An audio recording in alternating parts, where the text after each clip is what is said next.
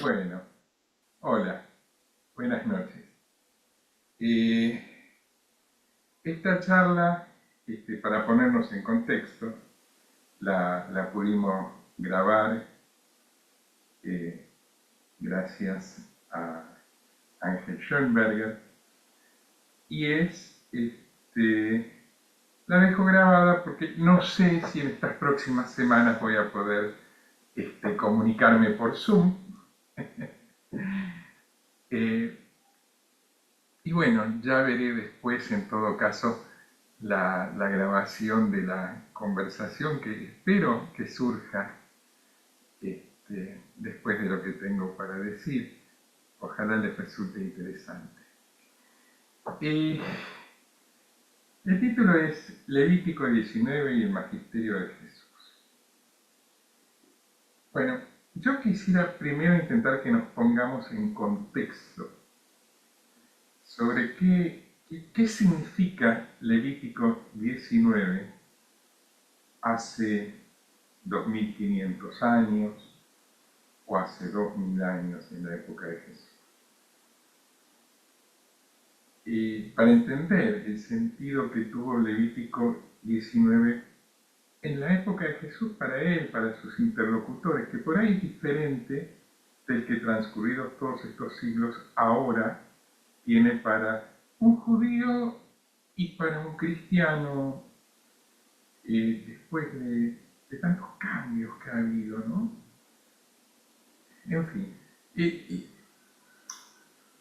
las ofrendas en el antiguo cercano oriente, incluyendo en la Biblia, eran los actos culticos más importantes en la relación, por lo menos, entre el ser humano y la deidad.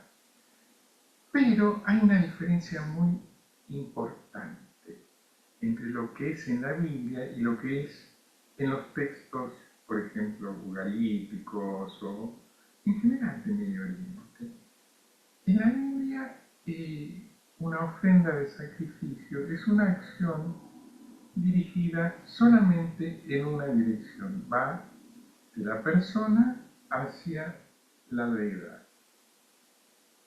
Que la acepta o no, claro, siempre hay un ida y vuelta, ¿no? Pero en el antiguo Medio Oriente, las ofrendas eran una relación que tenía un aspecto mutuo y recíproco. La persona llevaba una ofrenda a la deidad como un acto de gratitud, purificación o por otras causas. Y la deidad, que estaba presente allí durante el acto cultico del sacrificio, respondía a este acto dando un mensaje al que traía la ofrenda, dándole un mensaje que ponía, por ejemplo, en el animal a ser sacrificado. Dado que, por ejemplo, en la antigua Babilonia, o en general en toda la región, hace 2000 años para atrás, no se percibía la importancia del cerebro como asiento de los pensamientos, sentimientos, intenciones, y se creía que las decisiones tenían su ubicación física en los órganos internos, especialmente el corazón y el hígado.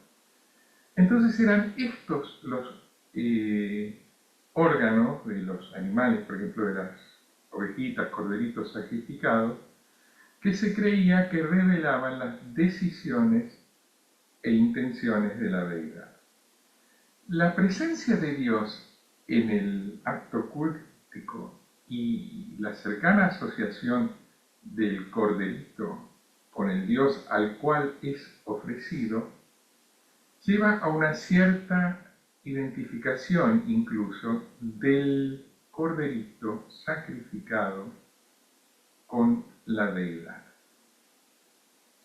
En Levítico 19:5 se nos ordena hacer los sacrificios del modo indicado para que Hashem los acepte. Ahora bien, visto en este contexto de Medio Oriente antiguo, se trata aquí no solamente entonces de no hacer sacrificios como actos de adivinación, sino que, como dije recién, ¿no? el sacrificio y el acto adivinatorio era una manera de comunicarse con el ámbito de lo divino. Por lo tanto, la indicación y prohibición bíblica tiene que ver con cómo se concebía en el culto, en la práctica religiosa antigua, el acto del sacrificio y la presencia de la deidad misma. El oficiante, que podía ser el sacerdote, por ejemplo, que sacrificaba el animal, después de hacer una pregunta oracular y antes de matar al corderito, solía rezar a las deidades, pidiéndoles que se manifestasen en el rito. La respuesta divina puede verse luego de que el animal es sacrificado. Y se expresa a través de varias marcas, por ejemplo, pliegues, hendiduras, fisuras en el hígado o en otros órganos, que serán descifrados por el adivino. Por ejemplo, de acuerdo a la percepción predominante en diferentes culturas de Mesopotamia, la babilónica, por ejemplo, estas marcas son inscritas por el dios antes de que la víctima sea sacrificada. Claro, nosotros hoy pensaríamos que si hay un pliegue ya estaba ahí de antes, ¿no? Por ejemplo, en un sacrificio hecho al dios Shamash, con la intención de pedirle que diga si hacer o no hacer algo, el adivino no solamente hace su pregunta pidiendo el mensaje, sino que por el hecho de que haya una respuesta, queda confirmado que efectivamente la deidad está presente en el sacrificio. Y entonces, el rasgo más destacado de ese hígado que se obtiene de esa manera, que si tiene, por ejemplo, una hendidura en determinada parte, ese aspecto era denominado en el idioma babilonio la presencia, indicando que esta marca daba testimonio de la presencia de la deidad durante el rito. Y esto lo atestiguan miles de tablillas diferentes que fueron escritas con motivo de diferentes sacrificios, ¿no? Concretamente el texto lo que dice en las instrucciones a los sacrificantes es: si hay una presencia en el hígado, presencia es ese tipo de hendidura, entonces el Dios estuvo presente durante el sacrificio ofrecido por esa persona. Si no hay presencia, no hay hendidura en el hígado, entonces el Dios no se hizo presente para recibir el ofrecimiento del sacrificio de parte de ese hombre. Ahora bien, esto en el Medio Oriente Antiguo en general, Babilonia, Ugarit. Ahora, las leyes del Levítico en la Biblia dan un sentido diferente a los sacrificios. Ya no se leen las entrañas de los animales, y no es eso lo que certifica que la deidad responde a una pregunta planteada oracularmente. El sacrificio tiene otro sentido. ¿Cuál es? Si el Creador ha creado a todos los seres vivos, ¿qué sentido tiene entonces matar un corderito, una paloma para ofrecerse? ¿Acaso alguna vez ese animalito dejó de ser suyo? El verdadero sacrificio, estoy hablando ahora en Levítico, en la Biblia, sucede dentro del ánimo del que trae el animal que va a ser sacrificado. Sacrificare, en latín estamos hablando, significa sacri, sagrado, ficare, hacer. Sacrificar es hacer sagrado. ¿Pero qué es lo que se hace sagrado? ¿Cómo se hace sagrado? ¿Matando un animalito se hace sagrado algo? ¿Qué? Es reconocer con humildad que la carne que quede después de que se separe la sangre de ese animal, y que es carne que a veces es simplemente quemada, pero muchas veces es comida, tanto por los sacerdotes que oficiaron el sacrificio, según de qué tipo de sacrificio se trate, como a veces incluso por el feligrés que trajo el animal. Y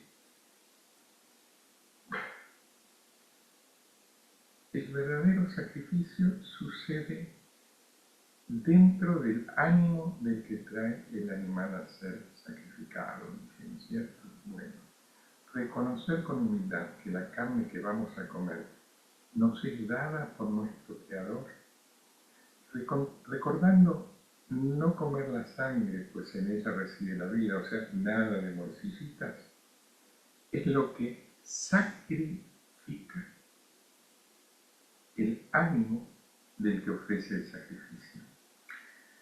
Maimónides explica los detalles de las leyes sacrificiales, tales como la elección de qué tipo de animales son aptos para ser sacrificados, como simplemente la manera en la que Hashem nos ayuda a apartarnos de las sociedades idólatras entre medio de las cuales los israelitas vivíamos.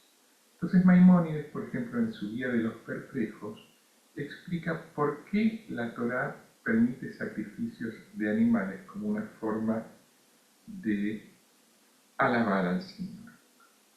Cuando en la misma Biblia los profetas claramente dicen que a Dios no le importan mucho esos sacrificios.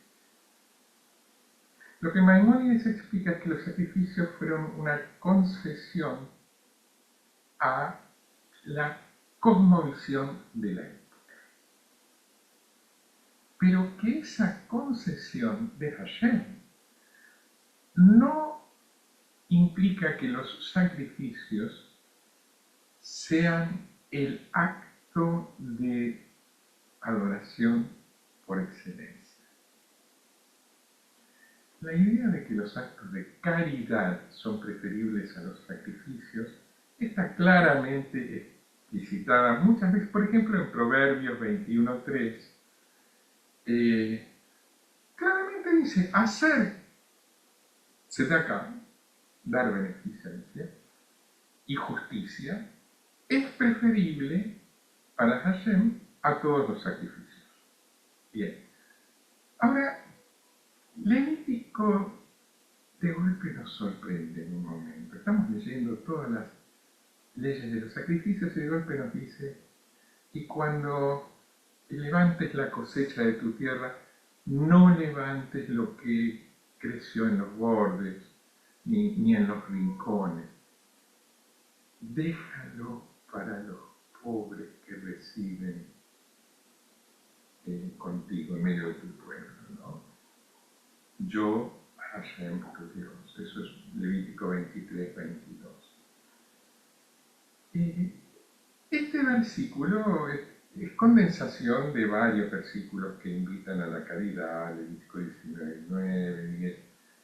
Pero ¿qué hace en medio de la discusión de los sacrificios traídos durante los festivales? El versículo parece tan fuera de lugar que llamó la atención de varios rabinos, comentaristas. Por ejemplo, esto a su vez, claro, significó que muchos de esos comentaristas escribieran sobre por qué estaba allí este mandato, ¿no? Y Rashi cita un midrash antiguo diciendo, ¿por qué pusieron, por qué el texto puso a la caridad en el centro de los festivales de sacrificios? Para enseñarnos que cualquiera que dé caridad a los pobres, la dé de manera adecuada, será considerado como si hubiera construido el templo y ofrecido sus sacrificios en él. En síntesis, independientemente de toda la atención que la Torá da a los sacrificios, la forma más alta de hacer algo para nuestro Creador es a través de la caridad. Cómo nos tratamos unos a otros es mucho más importante que cuántos animalitos sacrificaremos. Y esto siglos antes de la desaparición del templo. Ahora, cuando en el año 72, más o menos, algunos dicen 70, 73, es un tema de historiadores, los romanos incendiaron el templo de Jerusalén, ya no hubo donde realizar los sacrificios. Y entonces, claro, el judaísmo rabínico, heredero del fariseísmo, uno de los herederos del fariseísmo, conservó el estudio, por ejemplo a través de tratados del Talmud, de cómo se realizaban los sacrificios en el templo, transfiriendo la sacralidad del acto del sacrificio en el templo al acto de estudio y, por medio del estudio, preservación de la palabra de Hashem y de la identidad tradicional constituida en el pueblo de Israel a través del templo. Ahora, el problema es que para aquellos discípulos de Jesús que activamente se desjudaizaron, se apartaron y alejaron de lo judío, del contexto judío del magisterio de Jesús y lo sacaron al magisterio de Jesús conceptualmente, lo extrajeron de ese contexto, los versículos dedicados a los sacrificios en el templo pasaron a ser el testimonio, o más bien el testamento antiguo, de un culto perimido y superado. Y en esto olvidaron resaltar que Jesús no peleó con los sacerdotes que realizaban los sacrificios, ni con los feligreses que llevaban ofrenda, ni mucho menos con Levítico 19. Peleó, sí, con un grupo de mercaderes y cambistas que bajo la tutela de las tropas romanas hacían su negocio en el atrio. Bueno,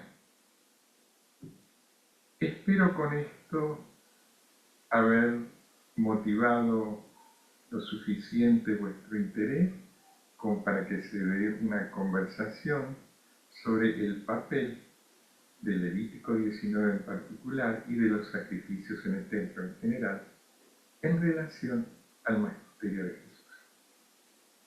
Muchas gracias.